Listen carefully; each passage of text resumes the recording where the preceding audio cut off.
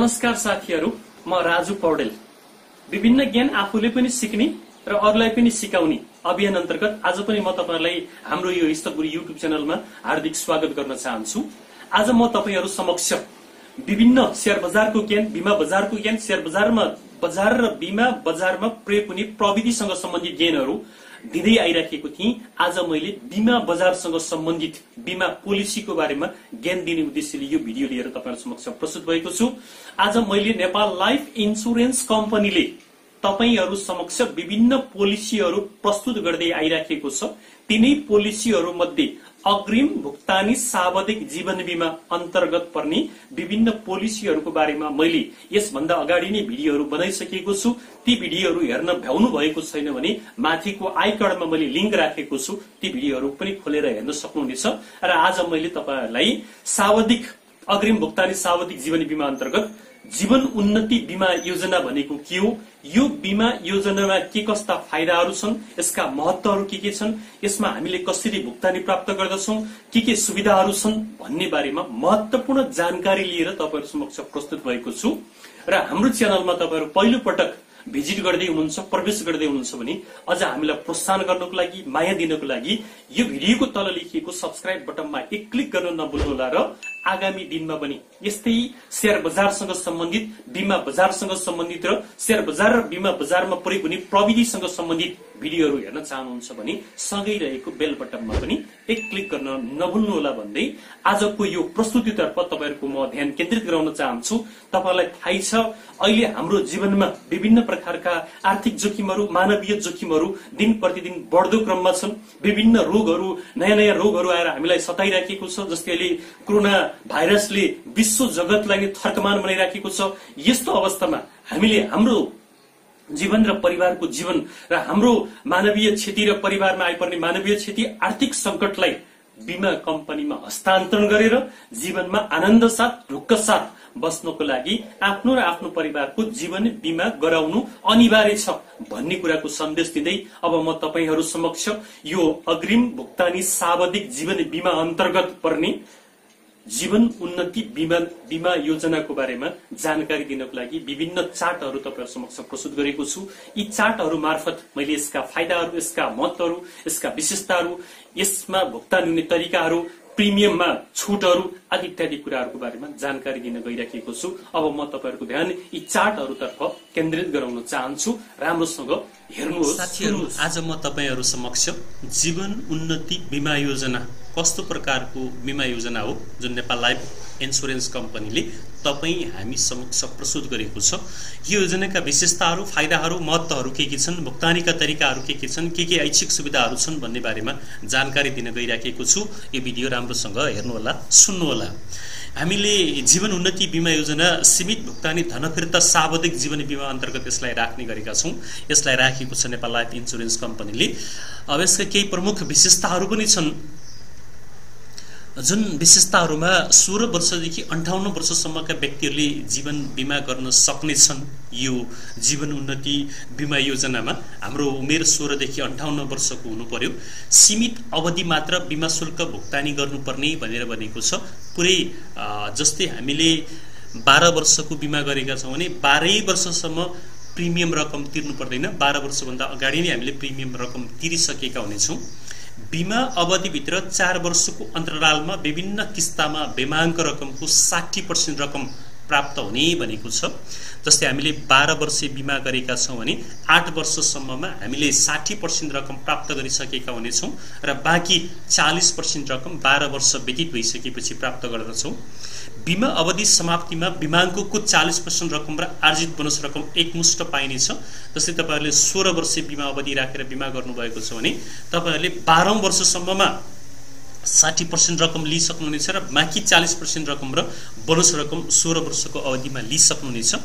न्यून रकम बीमा कम्पनीमा रही पूर्ण बीमाङ्क बराबर जोखिम वहन हुने। तपाईहरुले 60% रकम लिइसक्नु भएको छ अगाडि नै, तर जोखिम चाहिँ पुरै रकमको हुनेछ। बीमा अवधिमा बिमितको कदाचित मृत्यु भएमा आश्रित परिवारलाई एकमुष्ट रकम प्राप्त हुने हुँदा वित्तीय जोखिम कम हुने भनेर भनेको छ।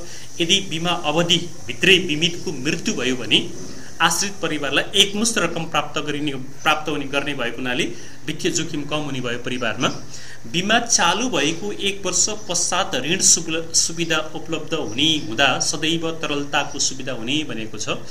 1 वर्षपछि हामीले ऋण प्राप्त गर्न सक्नेछौँ, जसले गर्दा हाम्रो घरमा आर्थिक समस्या भयो भने समस्या समाधान गर्न सकिने भयो, तरलता सुविधा हुने भयो। बीमा अवधिभित्र बीमितको दुर्घटनाबाट अपाङ्ग वा अशक्त भएमा अपाङ्ग अशक्तता सुविधा बापत बीमाङ्क बराबर रकम मासिक 120 किस्तामा पाइने र बाँकी बीमा शुल्क छुट भई बीमा चालू रहिरहने भनेको छ।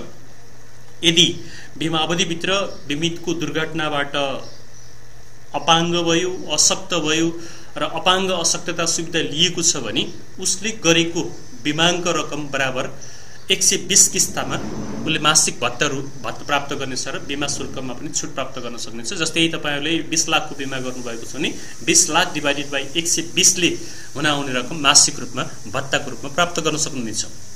अब यो बीमालिक सम्बन्धी विस्तृत जानकारीमा बीमा योजनाको प्रकारमा सीमित भुक्तानी धनफिर्ता सावधिक जीवन बीमा भनेर भनिन्छ, जुन कुरा अगाडि नै हामीले भनिसक्यौँ। प्रवेश उमेर 16 देखि 58 वर्ष, बीमा अवधि 12 वर्ष, 16 वर्ष, 20 वर्ष, 3 तरिकाका हामीले अवधि राख्न सक्ने भयौँ। 12 वर्ष पनि गर्न सक्ने भयौँ, 16 वर्ष पनि गर्न सक्ने भयौँ, 20 वर्ष पनि गर्न सक्ने भयौँ। बीमा समाप्तिमा अधिकतम उमेर 70 वर्ष पुगेको हुनुपर्छ अथवा 70 वर्षभन्दा पछाडि बीमा समाप्ति हुनु भएन। बीमाङ्क रकम न्यूनतम 50,000 हामीले राख्न सक्ने भयो भने अधिकतम आय स्रोतको आधारमा निर्धारण हुने भयो। तपाईँहरूको आय स्रोत कति छ त्यसको आधारमा निर्धारण गर्न सक्नुहुने भयो। बीमा शुल्क भुक्तानी अवधि यस्तो प्रकारको छ, जस्तै तपाईँहरूले बीमा अवधि अघि नै भन्यौँ हामीले 3 प्रकारका राख्न सक्छौँ। यदि 12 वर्ष राख्नुभयो भने एकल वा 10 वर्षभित्र तपाईँहरूले भुक्तानी गरिसक्नुभयो। सुरुमै लगाएर 12 वर्षमा 20 लाखको बीमा गर्नुभएको छ भने 20 लाख बुझाउन पनि सक्नुभयो, 10 वर्षभित्र 20 लाख बुझाउन पनि सक्नुभयो। यदि 16 वर्ष गर्नुभएको छ भने सुरुमै लगाएर 20 लाख बुझाउन सक्नुहुने भयो। यदि एकल बुझाउनु भएको छैन भने 14 वर्षसम्ममा तपाईँले बुझाइसक्नुभयो। 20 वर्ष गर्नुभएको छ भने एकल 18 वर्ष भित्रमा तपाईँले बुझाइसक्नु पर्ने भयो। एकल भनेको सुरुमै 20 लाखको रकम लगेर बुझाउन पनि सक्नुभयो र 18 वर्ष 20 लाख बुझाउन पनि सकियो। अब यसमा बीमा शुल्क भुक्तानी तरिकाको आधारमा छुट प्राप्त गर्न सकिनेछ। यदि तपाईँले वार्षिक बीमा शुल्क भुक्तानीमा 2% छुट प्राप्त गर्न सक्नुहुन्छ वार्षिक रूपमा तिर्ने हो भने, अर्धवार्षिक रूपमा तपाईँले प्रिमियम तिर्ने हो भने 1% छुट पाउनुहुन्छ। त्रैमासिकमा छुट छैन र मासिकमा थप 5% तपाईँले अतिरिक्त तिर्नुपर्ने हुन्छ। त्यसकारण वार्षिक बीमा शुल्क भुक्तानी गर्दा तपाईँलाई बढी फाइदा देखियो। अब बीमाङ्क रकमको आधारमा पनि यसमा केही छुटको व्यवस्था गरिएको छ। जस्तै 5,01,000 देखि 25 लाखसम्मको तपाईँले बीमा गर्नुभएको छ भने प्रति 1050 पैसा छुट प्राप्त गर्न सक्नुभयो। 25,01,000 देखि 50 लाखसम्मको बीमा गर्नुभएको छ भने प्रति 1001 रुपियाँ छुट प्राप्त गर्न सकिने भयो। 50,01,000 देखि 1 करोडसम्मको बीमा गर्नुभएको छ भने प्रति 1001 रुपियाँ 50 पैसा छुट प्राप्त गर्न सकिने भयो भने 1 करोडदेखि 1,01,000 देखि माथि जतिसुकै रकमको गर्नुभएको छ भने पनि प्रति 1002 रुपियाँ छुट प्राप्त गर्न सक्नुभयो। अब यसमा केही ऐच्छिक सुविधाहरूको पनि व्यवस्था गरिएको छ। जस्तै दुर्घटना, मृत्यु, लाभ, बीमा शुल्क छुट सुविधा, अशक्त सुविधा समावेश भएको छ। यी 3वटा सुविधा लिनको लागि तपाईँले अतिरिक्त शुल्क प्रति 1000 दुर्घटनाको लागि 1 रुपियाँ र यो अशक्त र बीमा शुल्क छुटको लागि 1 रुपियाँ गरेर 2 रुपियाँ बढी तिर्नुपर्ने हुन्छ। यो ऐच्छिक सुविधा बीमाङ्क बराबर अधिकतम रु 1 करोडसम्म लिन सकिने भनेको छ। बीमाङ्क बराबर भनेको जस्तै तपाईँले 20 लाखको बीमा गर्नुभएको छ भने तपाईँले ऐच्छिक सुविधा पनि 20 लाखको पाउनुभयो। यदि तपाईँले 1 करोडको गर्नुभएको छ भने 1 करोड पाउनुभयो। यदि तपाईँले 1.5 करोडको गर्नुभएको छ भने 1 करोडभन्दा माथि सुविधा लिन सक्नु भएन भन्न खोजेको। ऐच्छिक सुविधा लिई बीमा अवधिमा बीमितको दुर्घटनाको कारणबाट दुर्घटना भएर 183 दिनभित्र बीमितको मृत्यु भएमा बीमाङ्क रकम बराबर इच्छाको व्यक्तिले एडीबी सुविधा पाउने भयो।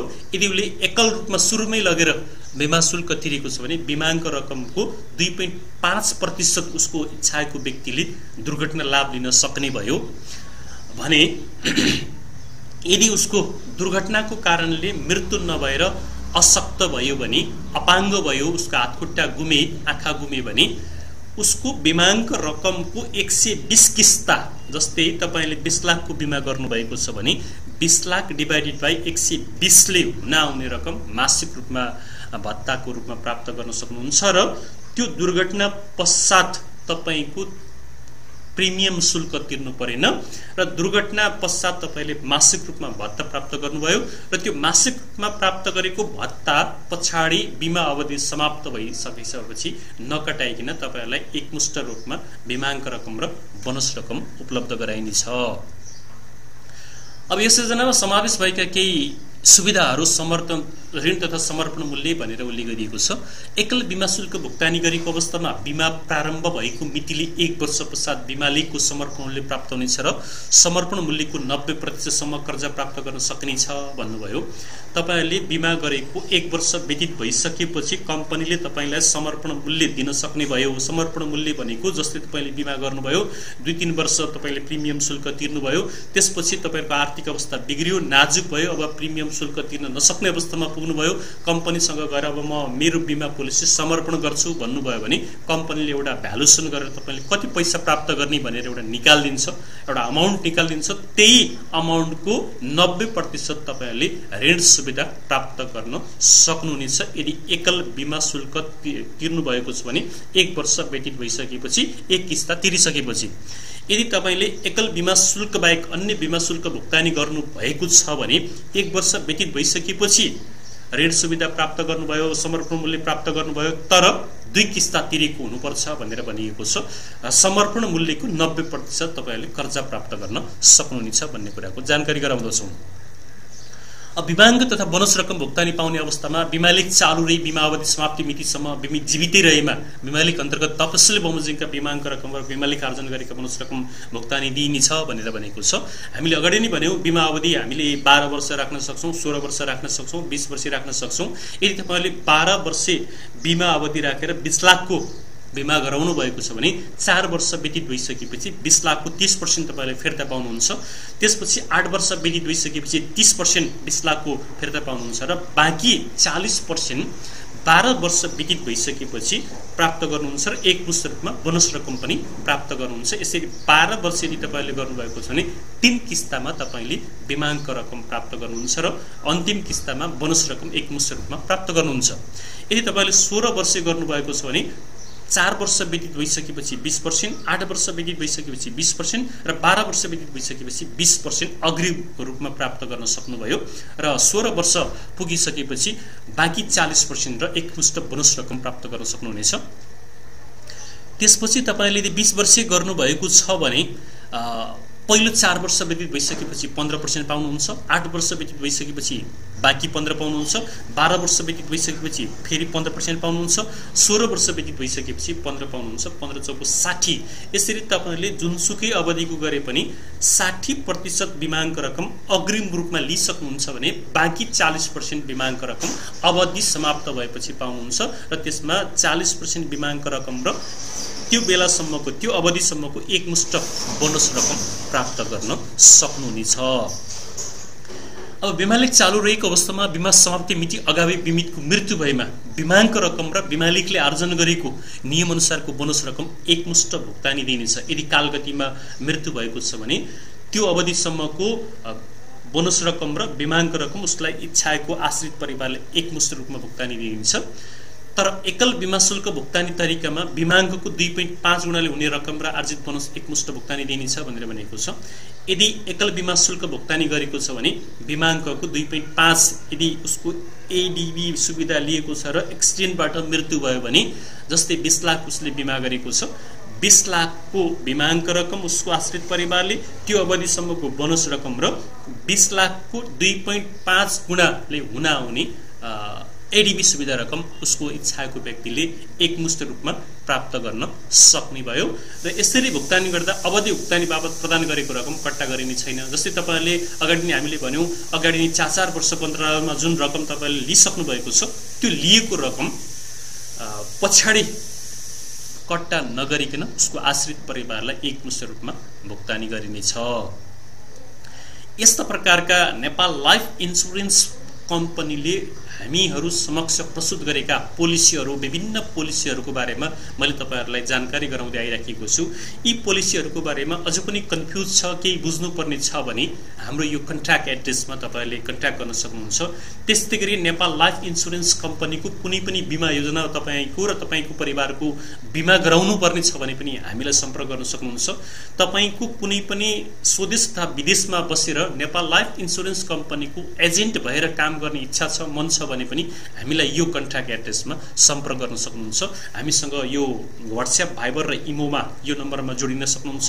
हामीलाई मेसेज गर्न सक्नुहुन्छ यो जिमेल एड्रेसमा र हाम्रो सामाजिक सञ्जाल फेसबुक पेजमा पनि यो राजु पौडेल पेजमा गएर तपाईहरुले कन्ट्याक्ट गर्न सक्नुहुन्छ भन्ने कुराको जानकारी गराएँ। यस्ता प्रकारका जानकारीमूलक भिडियोहरू आफूले हेरिसकेपछि आफ्ना साथीभाइ इष्टमित्रहरूले पनि सिकुन्, जानुन्, बुझुन् भन्नको लागि यो भिडियो हेरिसकेपछि तपाईहरुले भिडियोलाई शेयर गर्न नभुल्नुहोला। साथै हामीलाई अझ प्रोत्साहन गर्नको लागि भिडियोको तल कमेन्ट गर्न पनि नभुल्नुहोला, फिडब्याक पनि दिनुहोला। साथै भिडियोलाई शेयर, लाइक, कमेन्ट, डिसलाइक गर्नुको साथै हामीलाई अझ प्रोत्साहन गरिदिनुहोला भन्दै यो भिडियोबाट म बिदा हुन चाहन्छु। हस्त नमस्कार, फेरि अर्को भिडियोमा भेटौँ।